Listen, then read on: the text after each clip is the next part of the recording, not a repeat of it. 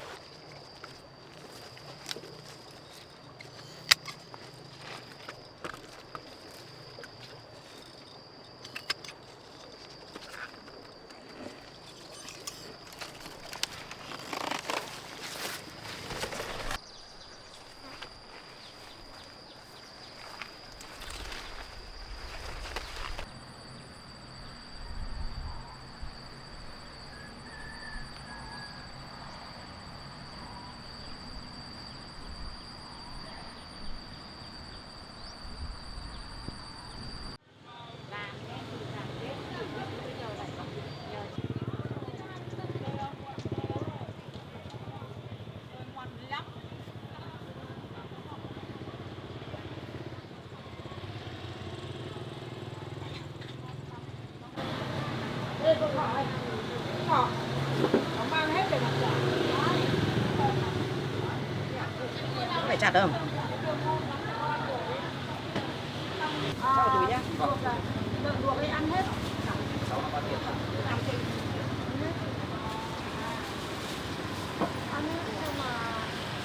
Béo hiểu nhà nó có cái gì không kiểu nhiều lắm. Có gì? Béo như từ sáng rồi thấy nó mùa chị thị về. Em bóng đỏ đi qua em ơi. Béo như thế. Không phải ơi nhau.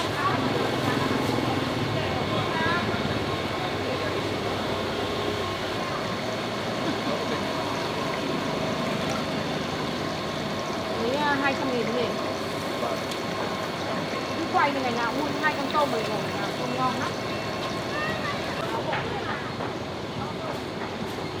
210, 216 này.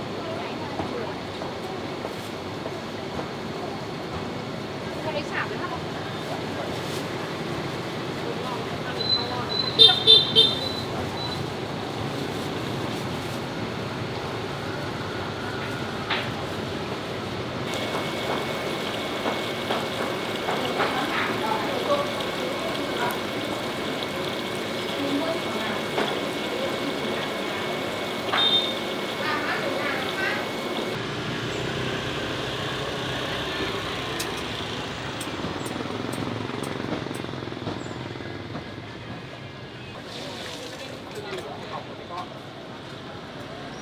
Rau cá rồi.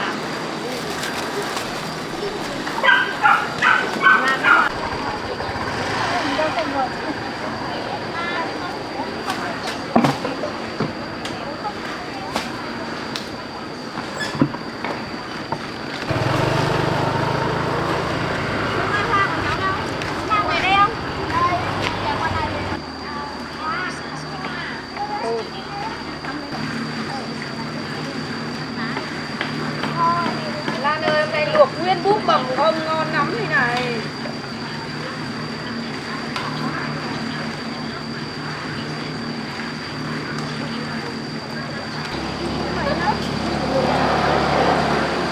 Hai giờ đi Cà Mau chúng người này đâu? Cho em 2 cân cà. 2 giờ cà mới về.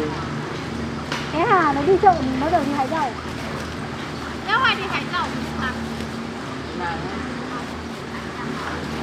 Lúc mày đi chợ đấy.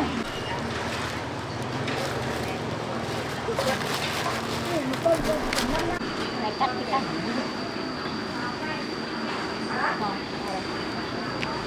Anh Nhiên không làm cướp thì làm mấy đấy chị ta. Cô ba kiểm con cô nhìn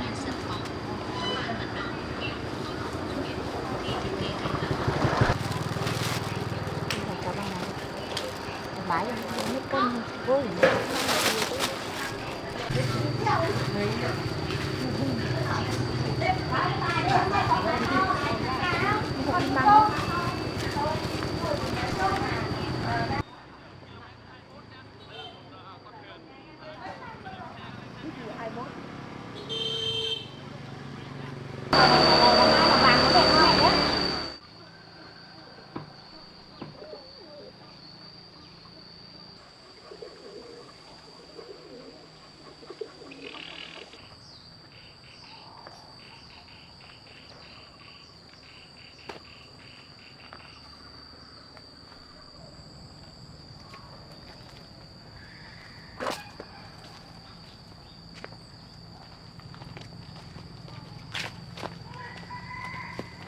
Đây, cậu này, tại sao cậu lại ở đây?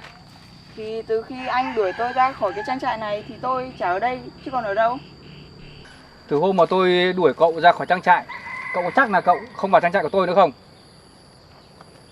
Tôi mà vào trong đấy thì giờ này tôi làm gì ở đây? Làm gì đứng ở đây làm gì cho khổ. Đây là trang trại của tôi. Tốt nhất là cậu nên rời khỏi đây đi. Ôi này, anh làm gì ấy? Thì tôi vào trang trại của tôi. Tôi mà không được vào cái khu trang trại này thì đừng có ai vào đây. Này cái cậu này, đây là trang trại của tôi. Tại sao tôi lại không được vào? Tôi đã hỏi ý kiến của ông Hải rồi. Riêng tôi mà không được vào cái trang trại này thì đừng ai vào khu trang trại này hết. Bây giờ mà anh không cho tôi vào trang trại, những con vật nuôi ở trong đó thì ai chăm sóc chúng? Việc này tôi không cần biết. Tôi chỉ làm theo chỉ định của ông Hải thôi.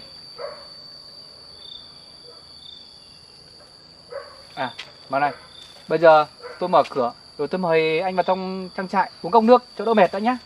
Này, không được. Bây giờ mà cậu không cho tôi vào trang trại, những con vật nuôi ở trong đó thì chúng sẽ đói. Hay là cậu đứng đây cũng mệt rồi. Bây giờ cậu cầm lấy ít tiền rồi ra ngoài kia uống nước cho đỡ mệt.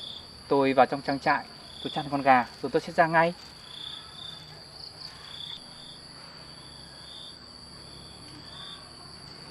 Thôi được rồi. Anh chỉ đi vào đấy chăn động vật một tí thôi nhá. Tôi đi ra uống nước một lát rồi tôi vào ngay đấy. Thế anh để cho tôi vào, tôi chăm sóc con vật nuôi một tí thôi anh nhé. Mà anh cũng nhanh tay lên. Ông Hải mà đến đây mà thấy anh ở trong trang trại là tôi cũng không xong với ông đấy đâu. Được rồi, anh yên tâm, anh đi uống nước đi.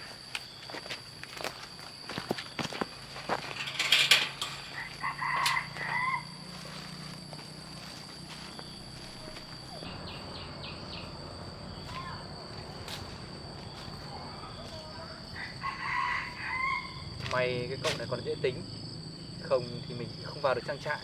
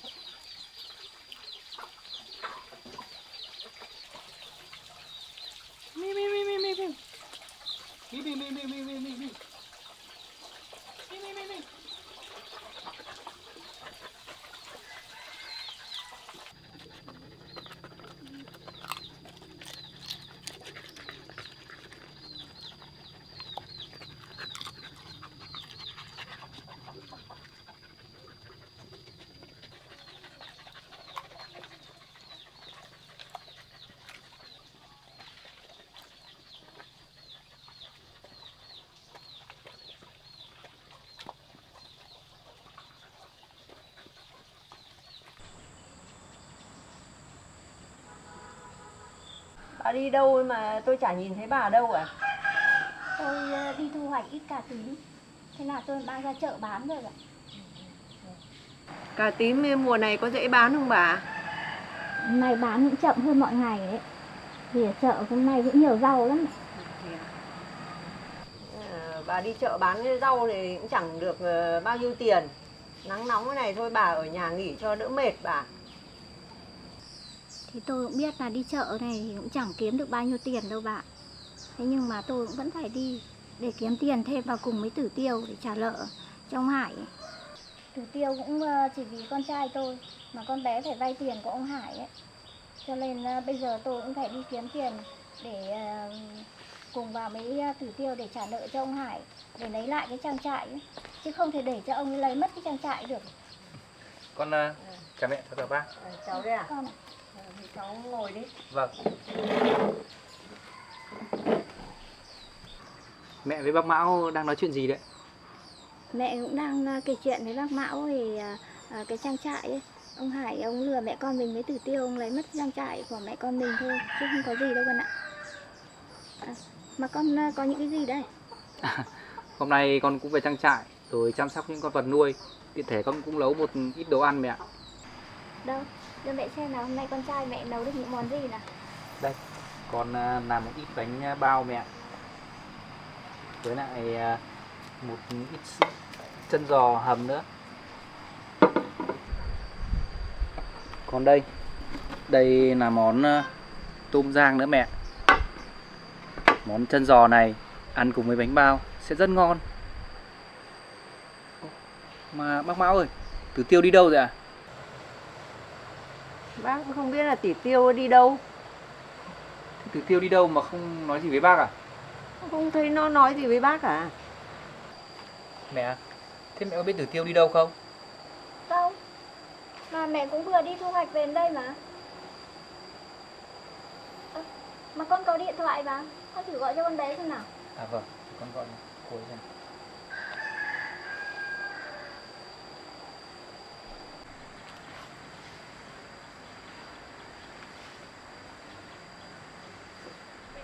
Khách vừa gọi, tạm thời không liên lạc được. Xin quý khách vui lòng. Sao cô ấy không liên lạc? Để con gọi lại này. Thuê bao quý khách vừa gọi, tạm thời không liên lạc được. Cô ấy này đi đâu mà không gọi được nhỉ? Mà hay là cô ấy đi chăn bò cho bác Mão? Bò bác mất rồi còn đâu nữa mà chăn. Ô, sao bò của bác lại mất được? Bác Mão, tại sao con bò nhà bác lại mất được? Có chuyện gì thế? Bác nói cho cháu biết đi. Tự nhiên làm sao mà con bò của bác lại mất được? Thì hôm nay Tử Tiêu như mọi ngày vẫn đi chăn bò cho bác ấy. Nhưng mà Tử Tiêu bảo buộc bò ở ngoài bờ ao. Và lúc ra thì không thấy con bò mẹ đâu nữa.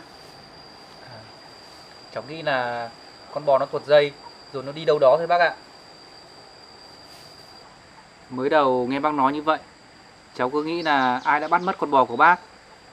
Nhưng con bò của bác chắc là bị tuột dây ra. Tử Tiêu cũng đi tìm bò cho bác thôi.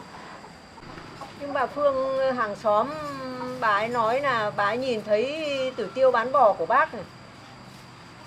Không có thể chuyện đó được bác ạ. Tử Tiêu cô ấy sẽ không bao giờ bán con bò của bác đâu. Đúng rồi đấy bà Mão ạ. Ai thì tôi không nói, chứ còn con bé Tử Tiêu nó không làm chuyện đó đâu. Chắc là bà Phương bà nhìn nhầm thôi. Không được rồi. Tử Tiêu cô ấy bị đổ oan là bán bò của bác như vậy. Chắc là cô ấy rất lo lắng. Thôi được rồi, để con đi tìm cô ấy xem thế nào đó. Ừ, con đi đi. Con đi luôn đi.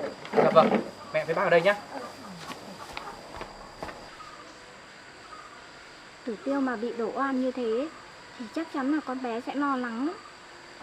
Nhưng tại sao con bò của tôi mất đúng lúc bà Phương nhìn thấy Tử Tiêu bán? Mẹ con tôi về đây ở cũng làm ảnh hưởng đến cuộc sống của bà. Còn về con bò ấy, thì tôi chắc chắn là Tử Tiêu không bán đâu. Bà cứ để mẹ con tôi sẽ tìm lại con bò đấy cho bà.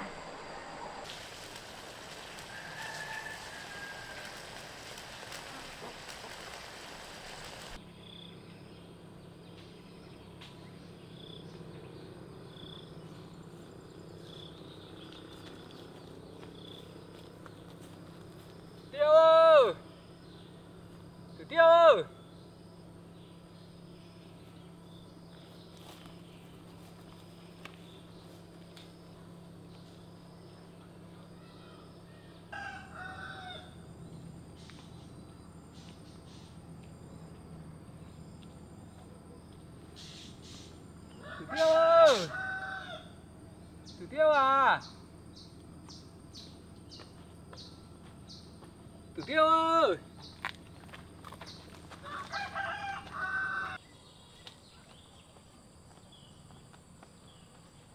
Tử Tiêu ơi! Tử Tiêu à?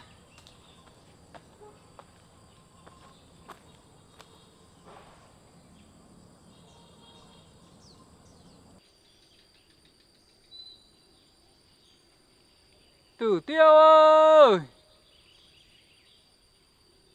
Tử Tiêu à?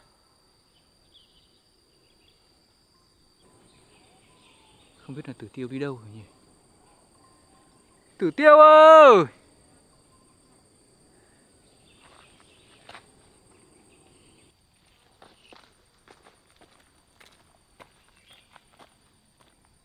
Tử Tiêu ơi!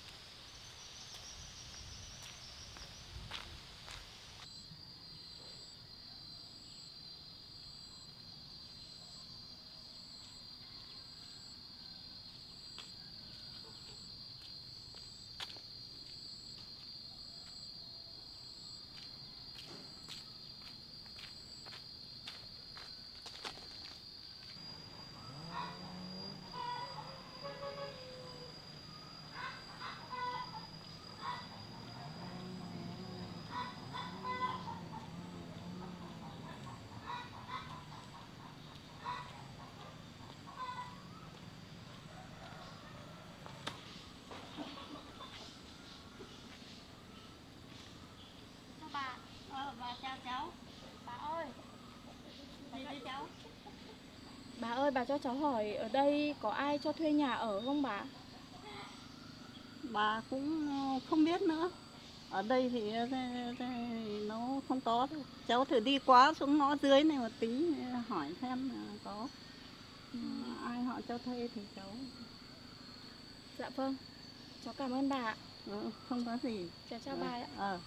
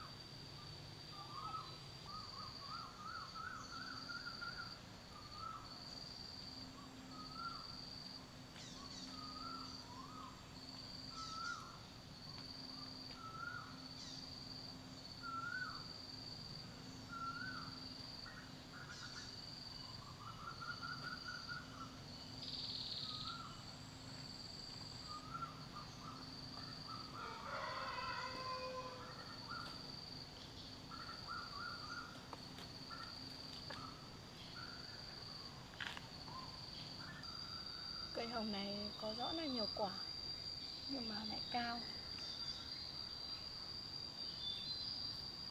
Gốc của nó to như thế này chắc là cũng nhiều năm tuổi lắm rồi.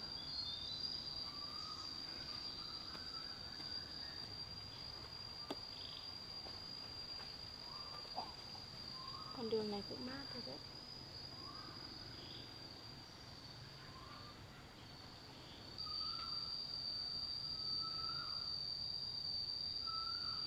Mình sẽ cố gắng tìm đến một ngôi nhà ở quanh đây để thuê và ở.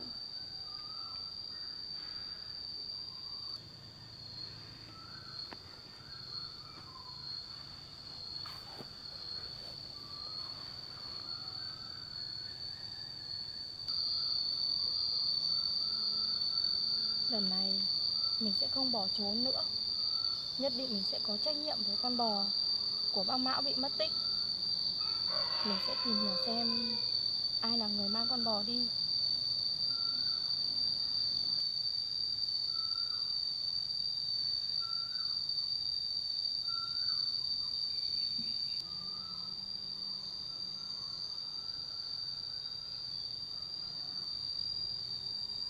Đúng rồi. Để tìm ra được con bò của bác Mão thì mình sẽ tìm hiểu từ bác Phương, người hàng xóm của bác Mão. Chắc chắn là bà ấy có liên quan.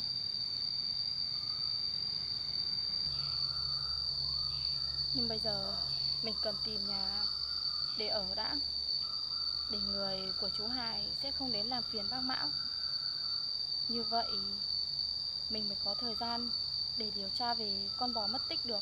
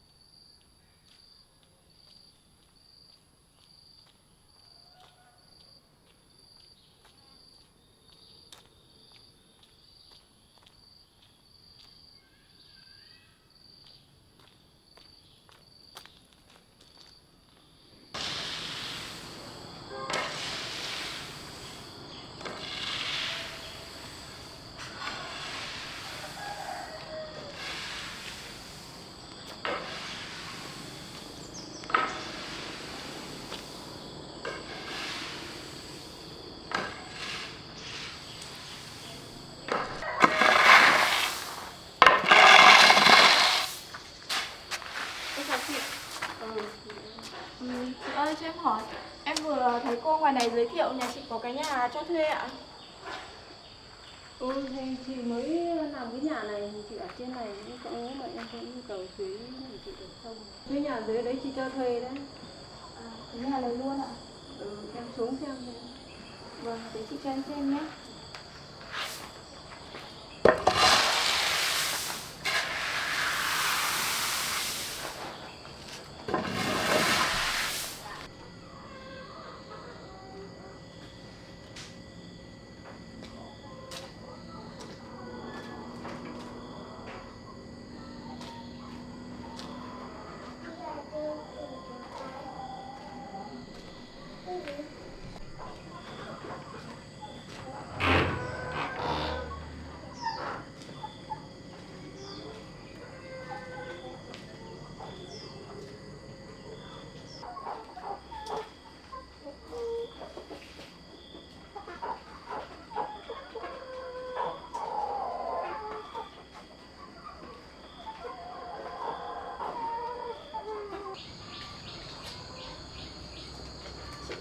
Chị ơi, ngôi nhà này chị vẫn đang ở sao? Em thấy có nhiều đồ thế.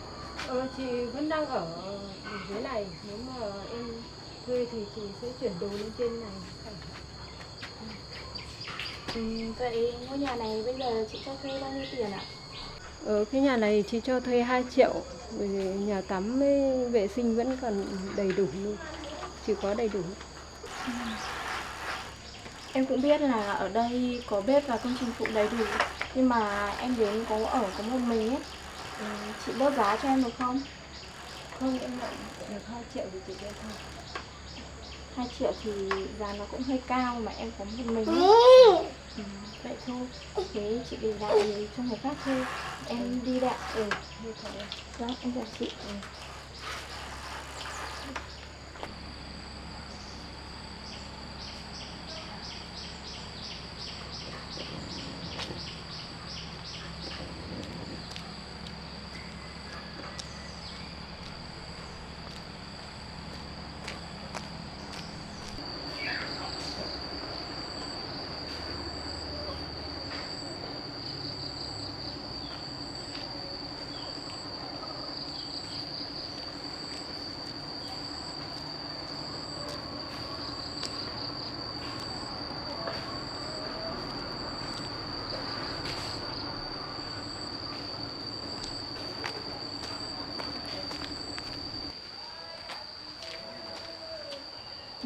Em chào chị. Chị ơi cho em hỏi một chút. Em thấy cái ngôi nhà bên này để không ấy, chị có cho thuê hay không? À, cái nhà bên này á em? Vâng. Cái nhà bên này là nhà của người ta đấy, người ta ở xa lắm, chị cũng không biết được. Người ta lại không ở đây. Người ta đang làm đấy thôi. Hiện tại thì nhà họ ở xa lắm em ạ. Nhưng mà em muốn thuê nhà ở à? Dạ vâng ạ. Thế em thuê ở với ai hay là ở một mình?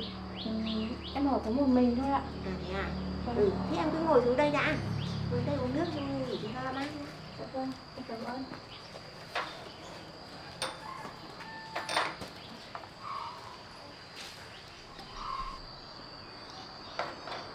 Này, em uống chén nước đi đã.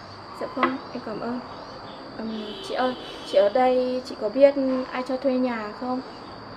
Em ở có một mình thì cái nhà nhỏ nhỏ thôi cũng được ạ. Ở một mình à? Nếu như mà em ở một mình thì chị có một cái nhà cũ để không kia. Nếu mà em ở một mình thì là ở được không? Em xem nếu mà ở được thì là chị cho em thuê cái nhà đấy. Cái ngôi nhà này là của chị luôn ạ? Ngôi nhà đấy cũng của chị luôn mà. Vì là bây giờ tất cả gia đình là sinh hoạt hết ở trên nhà trên này, nên là cái ngôi nhà đấy chị cũng để không dùng gì đến. Vậy ngôi nhà đó chị cho thuê với giá bao nhiêu tiền một tháng ạ? Thì chị thấy em cũng ở có một mình ấy, thì nhà thì nó cũng cũ rồi, thì chị đang tính là 300 một tháng, thì em xem có được không? Dạ vâng, để chị cho em xem nhà được không ạ? Thì em cứ xem thoải mái đi nhá. Dạ vâng. Thì ở. Dạ vâng. Thế đồ em cứ để đấy đi chị dẫn em sang nhà nhá. Dạ vâng ạ.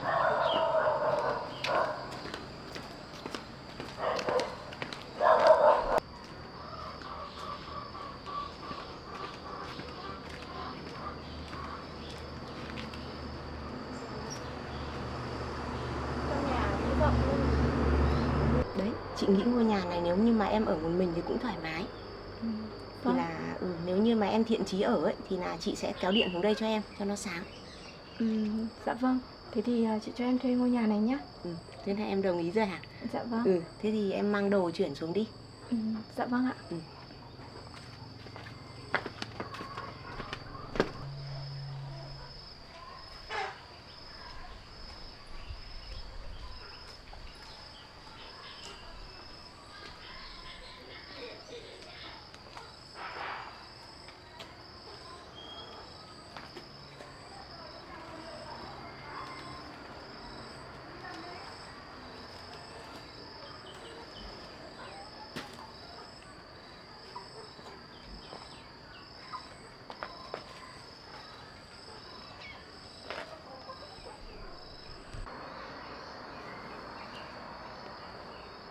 Tạm thời mình sẽ thuê ngôi nhà này để ở đã.